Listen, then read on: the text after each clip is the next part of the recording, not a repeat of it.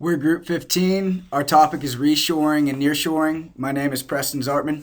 My name is Lewis Daley. I'm Austin Walsh. And I'm Connor Campbell.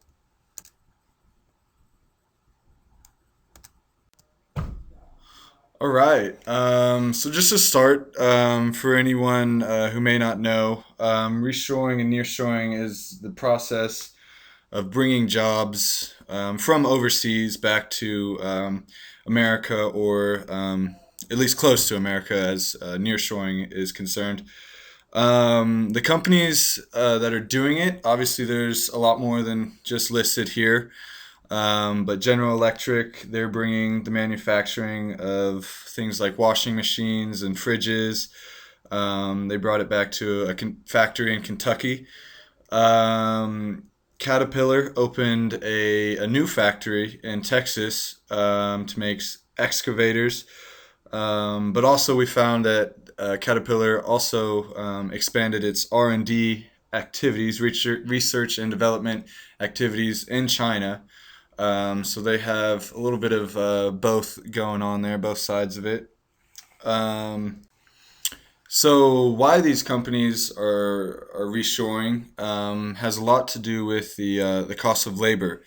Obviously, one of the initial reasons for moving manufacturing jobs overseas in the first place was for cheap labor, and now when they brought all those jobs to China and other Asian countries, it affected the labor market in such a way that it got overstretched, meaning the all of the high quality labor was exhausted, and companies started to hire less qualified workers, and also just everyone having more jobs available, that raises the standard of living, and which causes the cost of labor to then rise because of that.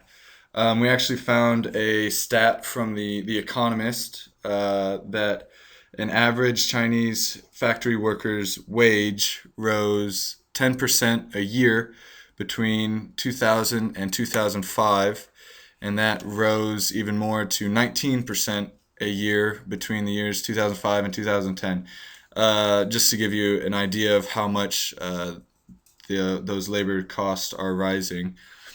Also, Made in America branding is very big for some companies, whose customers may not like the fact that jobs have moved overseas. They may stop buying the products, and a lot of companies like that have since moved their manufacturing back to here in America.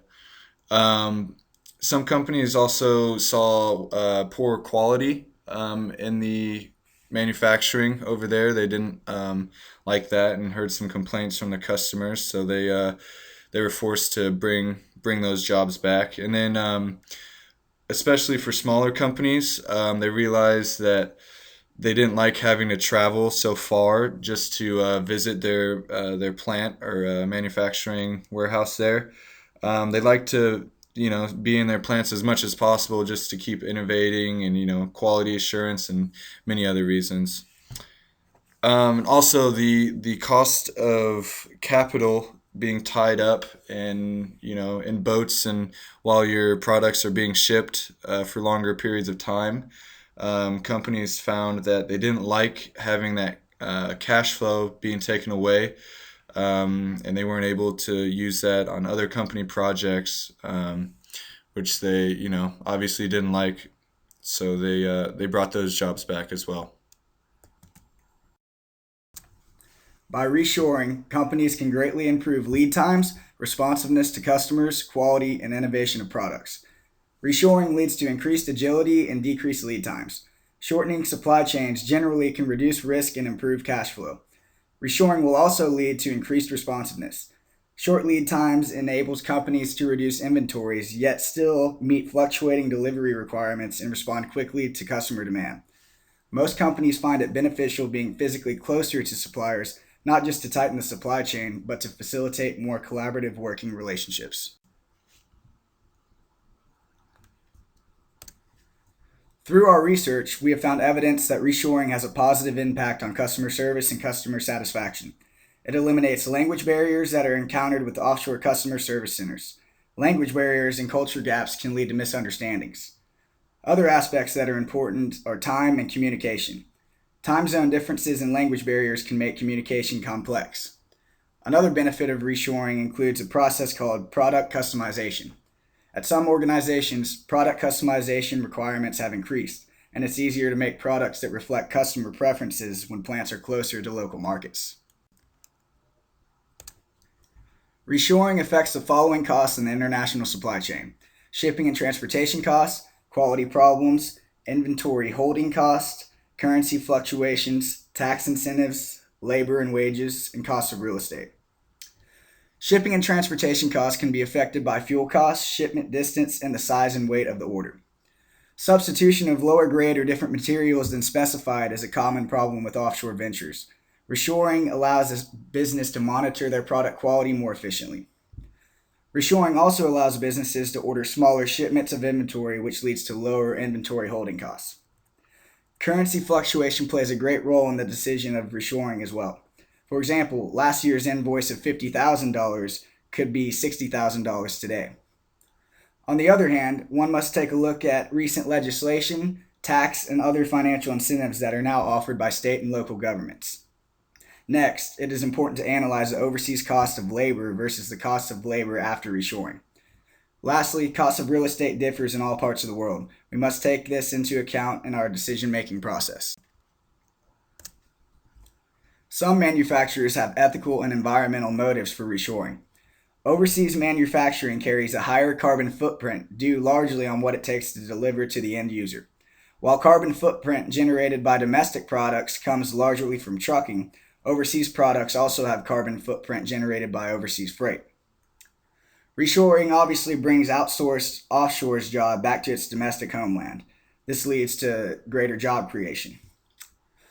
Lastly, poor working conditions can damage your health and put your safety at risk.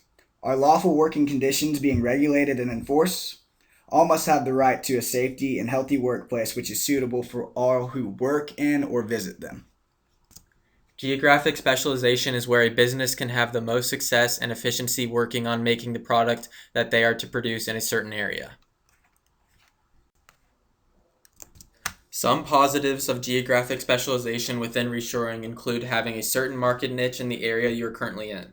And maybe offshoring seemed cheaper after you calculated your total landed costs, but in reality you were able to get your raw materials cheaper, faster, and in better quality than you were able to receive your raw materials in a foreign country. The niche you had created where you originally had been was geographically specialized for your business in order to most efficiently produce your product. For example, rice being made in Arkansas where it might seem more efficient to make rice in China where a lot of the rice is exported for use because of the demand for rice here. That is not necessarily the case because the raw materials to make rice come more in abundance in Arkansas than in China, and therefore gathering all the information required is actually cheaper and more efficient to make rice in Arkansas than in China. By U.S.-based company producing its rice in the U.S., it helps contribute to the United States economy in a positive way, creating jobs for people in the area. If you are a company that finds a geographic specialization in another country, that makes things cheaper, faster, and in better quality from where you started out. You're not going to want to reshore because of these competitive advantages in your marketplace for overall benefit of the company. This can also make countries' economies struggle because if the people that own the business feel it's best for the company to offshore. For example, if Argentina were to offshore some of their food processing industries due to a certain geographical specialization, their economy would struggle greatly because many people from the country would lose jobs and have no way to contribute to the country's economy anymore because of the offshoring, due to a certain specialization in a different spot for these food processing companies. And reshoring these companies would actually benefit the country's economies because of how big the overall role it plays in Argentina's economy. Tim Cook, Apple's CEO, has said on 60 Minutes that Apple hasn't reshored back to the US because of geographic specialization. It isn't the labor costs either, it is the skill set that the Chinese workers have over the American workers that gives them geographic specialization in China.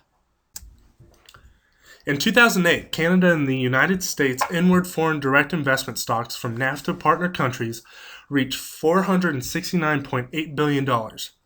Meanwhile, Mexico has been one of the largest recipients of foreign direct investment among emerging markets and received $156 billion from its NAFTA partners between 1993 and 2008. Over that period, Canada-U.S. trade has nearly tripled, while trade between Mexico and the United States has more than quadrupled. Because of the rising labor costs in China, many companies are finding it more attractive to move their manufacturing from these offshore countries back to North America. In addition, if a company reshores or nearshores back to North America, it allows the company to reduce their transportation risks and also allows them to be more responsive with demand shifts. As a strategic manufacturing center in North America, Mexico enhances the region's competitive status in the global marketplace. Since NAFTA's implementation, Mexico's international presence has been invigorated by the growth of manufacturing output, which has since tripled. In addition, Mexico's manufactured exports have multiplied 5 times over the past 15 years. Because of its close proximity, Mexico has become prime real estate concerning nearshoring back to NAFTA countries. This allows companies more control over product delivery and quality. With falling fuel prices causing transportation costs to be at an all-time low, companies can save even more by dealing with NAFTA countries thanks to tariff wavering specific to cross-border manufacturing. All right, that concludes our presentation on reshoring and nearshoring. Thank you for listening.